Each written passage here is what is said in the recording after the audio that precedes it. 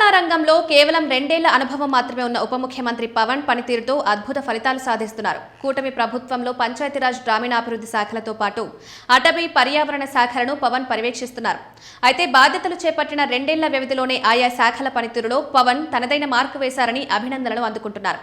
గ్రామీణ ప్రాంతాలతో పాటు ఏజెన్సీలు, మారుమూలలోని ప్రాంతాలు, ఎత్తైన కొండల్లో నాణ్యమైన రోడ్ల నిర్మాణంతో పాటు పంచాయతీ పాలనలో పారదర్శకత తీసుకువచ్చిన ఉప ముఖ్యమంత్రి పవన్ జాతీయ స్థాయిలో గుర్తింపు తెచ్చుకున్నారు. ఇక మ్యాజిక్ ట్రైన్లు అనే కొత్త కాన్సెప్ట్తో గ్రామాల్లో పారిశుద్ధ రక్షణకు పవన్ శ్రీకారం చుట్టారు. అదే సమయంలో స్వచ్ఛ రథాలను ఏర్పాటు చేసి కేవలం ఏడాదిలోనే గ్రామీణ ప్రాంతాల నుంచి 1 కోటి కేజీల పొడి వ్యర్థాలను సేకరించారు. వీటి విలువ సుమారు 16 కోట్లుంటుందని ఉప ముఖ్యమంత్రి కార్యాలయం ఎక్స్ వేదికగా ప్రకటించింది.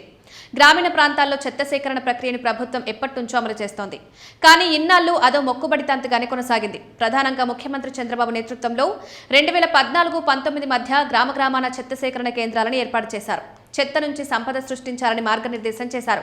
కానీ ముఖ్యమంత్రి అనుకున్నట్లు అప్పట్లో చెత్త సేకరణ కేంద్రాల నుంచి ఫలితాలు సాధించలేకపోయారు. ఆ తర్వాత అధికారంలోకి వచ్చిన వైసీపీ ప్రభుత్వం అయితే ఈ దిశగా సరైన ఆలోచన కూడా చేయలేదని విమర్శలున్నాయి.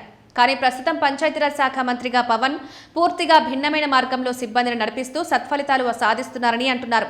గ్రామాల్లో పారిశుద్ధ పరిరక్షణ కోసం ప్రధానంగా చెత్త ఎక్కడ పడితే అక్కడ వేయకుండా ఉప ముఖ్యమంత్రి పవన్ గత ఏడాది జూలైలో స్వచ్ఛరథం అనే పథకంతో వినూత్న విధానాన్ని ప్రవేశపెట్టారు. ఇళ్లలో పనికిరాని, వృధాగా పారబోయాల్సిన వస్తువులను సేకరించి వాటికి సరుకులిచ్చే విధానాన్ని ఏడాదిగా అమలు చేస్తున్నారు. ఈ పథకం గ్రామాల్లో బాగా ఆదరణ పొందుతోంది. దీంతో గత 2 ఏళ్లలో దాదాపు 1 కోటి కేజీల పొడి వ్యర్థాలను సేకరించి చారిత్రాత్మక మైలురాయి స్థాపించిందని డిప్యూటీ సీఎం కార్యాలయం ప్రకటనలో తెలిపింది. ఇందుకోసం కృషి చేసిన ఆపరేటర్లు, గ్రామ పంచాయతీలు, గ్రీన్ అంబాసిడర్లు, ప్రజలను ఉప ముఖ్యమంత్రి పవన్ కళ్యాణ్ అభినందించారు. పంచాయతీరాజ్ శాఖ ఆధ్వర్యంలో గ్రామీణ వర్గాల నిర్వహణలో స్వచ్ఛరథం పథకం దేశానికి ఆదర్శంగా నిలిచిందని అభిప్రాయం వ్యక్తమవుతోంది. క్షేత్రస్థాయి సిబ్బంది అంకితభావం, ప్రజల భాగస్వామ్యంతోనే అద్భుత ఫీట్ సాధ్యమైందని పవన్ కొనియాడారు.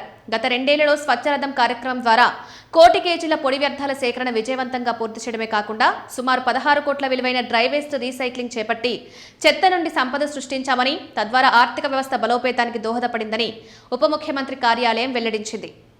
గతేడాది జూలై 10న గుంటూరు లాల్పురంలో స్వచ్ఛరథం కార్యక్రమం ప్రారంభమైంది. తడి, పొడి వ్యర్థాల వర్గీకరణ పట్ల ప్రజల్లో అవగాహన పెంపొందించే ఆలోచనతో ఈ పథకాన్ని తీసుకొచ్చారు. ముందుగా పైలట్ ప్రాజెక్టుగా గుంటూరులో ప్రవేశపెట్టిన ఈ పథకం ఈ ఏడాది ఏప్రిల్ నుంచి రాష్ట్ర వ్యాప్తంగా అమలవుతుండడం గమనార్హం.